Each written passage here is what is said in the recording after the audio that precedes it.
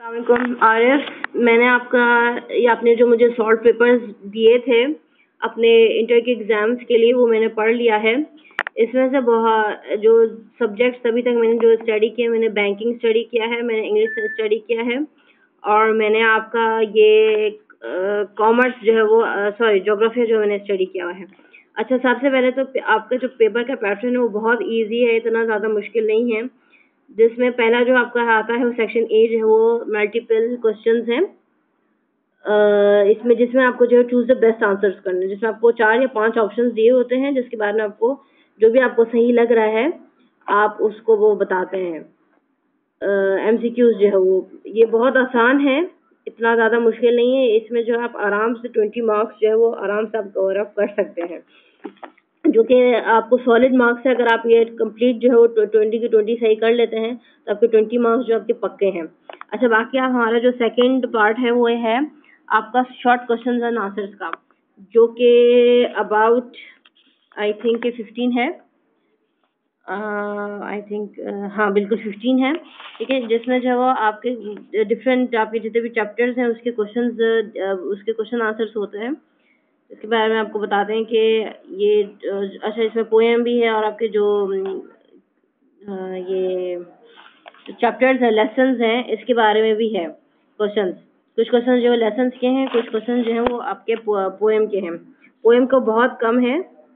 अच्छा, ये सवाल जो है वो हर साल जो है वो रिपीट हो रहे होते हैं, कुछ ही ऐसे सवाल है, वो मैं आपको गेस्ट पेपर जो कुछ दिनों में आपको बता दूंगी कि कुछ ही सवाल जो बार बार रिपीट हो रहे हैं, तो आप उन्हीं सवालों को देख लें, या अगर आपको चैप्टर जो है समझ में आ जाए तो आप उसमें आराम से जो उस सवालों का जवाब दे सकते हैं। कोई इतना बड़ा नहीं है, लाइक आपको 4 से 5 लाइनों में अपना जवाब देना होता है, क्योंकि शॉर्ट आंसर्स हैं, तो आराम से आपका ये हो जाएगा।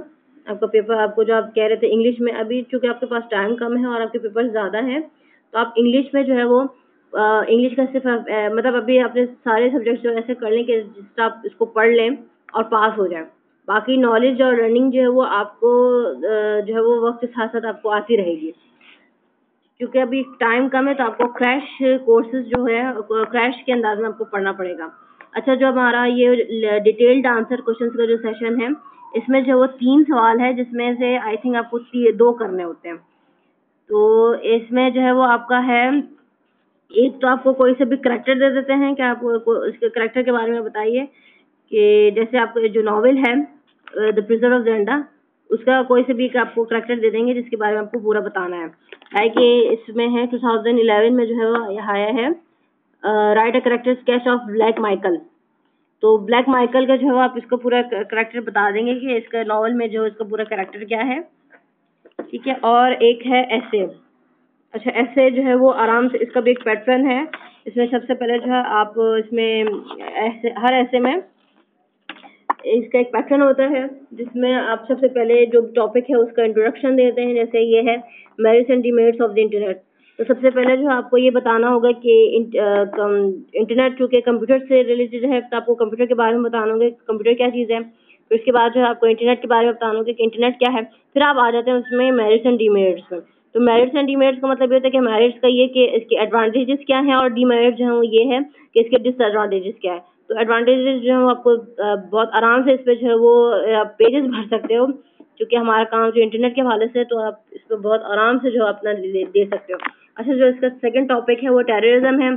टेररिज्म में भी आपको यही है कि टेररिज्म की सबसे पहले तो आपको डेफिनेशन आप बता देनी है, टेररिज्म क्या है और ये वर्ल्ड को जो है वो किस तरह अफेक्ट कर रहा है। फिर उसके बाद जो है इसके यही प्रोज एंड कॉन्स जो है, लाइक इसके डिसएडवांटेजेस जो हैं, उससे कितनी लाइफ के मतलब लोगों कितना इफेक्ट पड़ रहा है लोगों पे ऊपर, इसके बारे में आपको बताना है। इसके बारे में भी हम लोग बहुत आराम से लिख सकते हैं। अच्छा, और जो थर्ड टॉपिक है वो ये है द क्रिकेट वर्ल्ड कप 2011।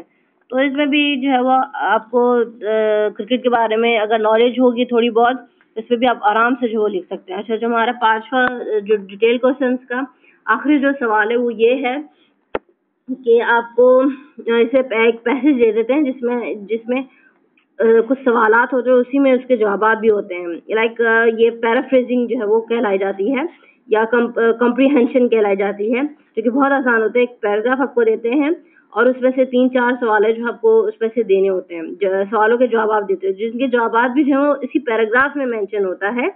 तो आपको ये इसका एक तरीका है आराम से, जब हम लोग ऑफिस में अगर आप जब भी आप इसकी तैयारी करनी शुरू कर देंगे तो आप मुझे बता दीजिएगा, उसके कुछ टेक्निक्स वगैरह होते हैं वो मैं आपको बता दूंगी, आपको जो उसकी टेक्निक क्या होता है, या फिर वीडियो के थ्रू ही जो मैं आपको बता दूंगी। अच्छा, ये जो है वो आपकी इस तरह से जो आपकी इंग्लिश की तैयारी जो है बहुत आराम से के साथ हो सकती है, कोई मुश्किल नहीं है, कोई मसला नहीं है इतना बड़ा।